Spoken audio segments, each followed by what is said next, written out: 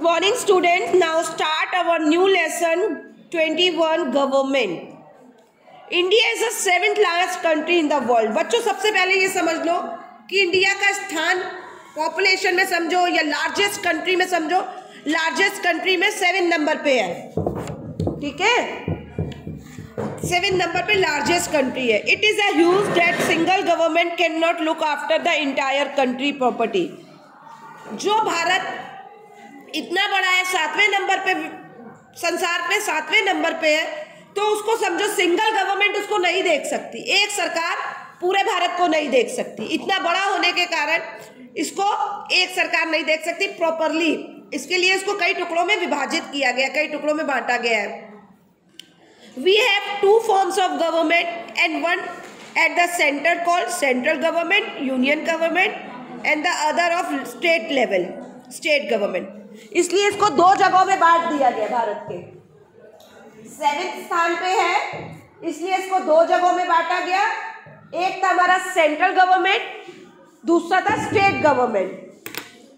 इसीलिए दोनों चीजों में फर्क भी आता है। आपका सेंट्रल गवर्नमेंट आता है तो आपका सीबीएसई आता है, जब तो आ जाता है central government, CBSE central government में आता है। स्टेट गवर्नमेंट के भी कई स्कूल्स होते हैं जो स्टेट गवर्नमेंट में आते हैं, ठीक है।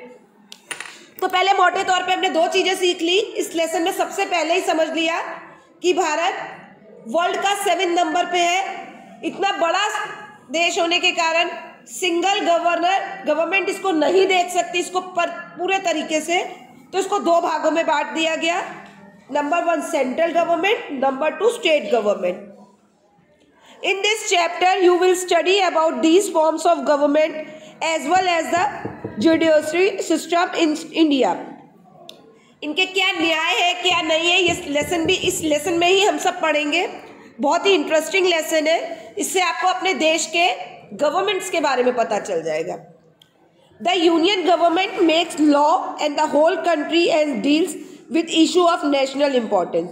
जो यूनियन गवर्नमेंट है वो क्या करती है, पूरे देश के कंट्री के लॉ देखती है, नियम कायदे कानून देखती है, और अपने स्टेट के at the both of level the government work together to make law, implement them and the justice. और इसमें कुछ सुधार भी करती है, जस्टिस के लिए इम्प्लीमेंट भी करती है।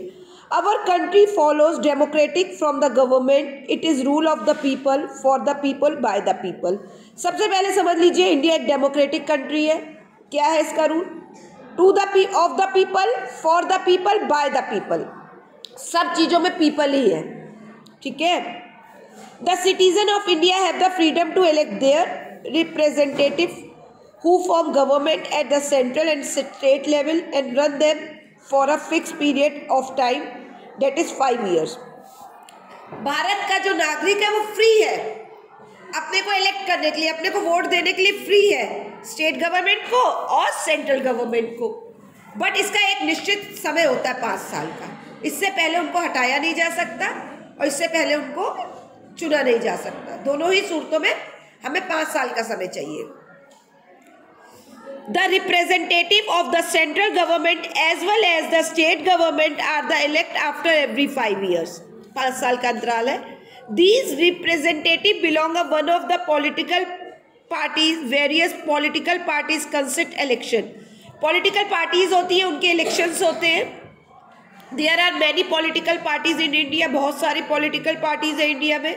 The Indian National Congress and Bharatiya Janata Party are 2 major national parties. कौन कौन सी 2 नेशनल पार्टीज है? एक तो हमारी इंडियन नेशनल कांग्रेस है, दूसरी भारतीय जनता पार्टी। दोनों नामों से हम बहुत जल्दी जान गए हैं। इस कोविड में बहुत बार नाम आए इनके, टीवी घर पर रह के हम लोग ने न्यूज़ सुनी, तो इन सब नामों से हम लोग रूबरू हो चुके हैं, नेशनल कांग्रेस से और भारतीय जनता पार्टी से। The election commission of India holds election in the country. जो इलेक्शन कमीशन होती है इंडिया की, वो क्या करती है? इलेक्शंस कराती है। हर एक चीज का एक अपना अलग बूथ होता है। जैसे इलेक्शन का अलग सेपरेट है, वो जो मिशन है, जो कमीशन है, वो सिर्फ इलेक्शन कराएगी। पॉलिटिकल्स वाले पॉलिटिकल्स कराएंगे, ठीक है।